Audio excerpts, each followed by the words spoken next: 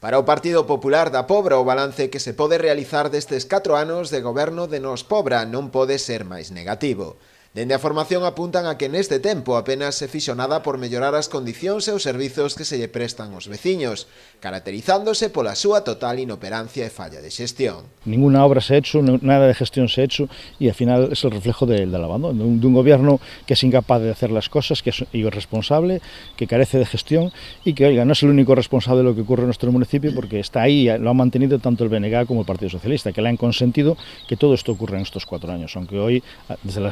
la semana siguiente de haberlo puesto como alcalde, lo han estado criticando. Tres dos principais compromisos do Partido Popular da Pobra de cara ao vindeiro mandato serán a sanidade, os servizos sociais e a promoción do emprego. O candidato por esta formación política á alcaldía, Manolo Durán, comprometeuse a promover a terceira fase de ampliación do polígono industrial da Tomada ou a construción do novo centro de saúde, entre outras propostas. La generación de empleo creo que es lo que hace que un pueblo sea dinámico, crezca y garantice el futuro de todos y cada una de las personas que vivimos y disfrutamos de un entorno inenvidiable como este que tenemos. Creo que lo fundamental es ampliar el polígono industrial, que lo llevamos ahí. Lo hemos intentado en 3 ocasiones en estos 4 años, pero aunque se han aprobado las mociones no se ha ejecutado ninguna. Hemos llevado el tema llevamos la ampliación, la mejora de los usos en el muelle comercial como uno de los pilares de crecimiento de nuestro municipio.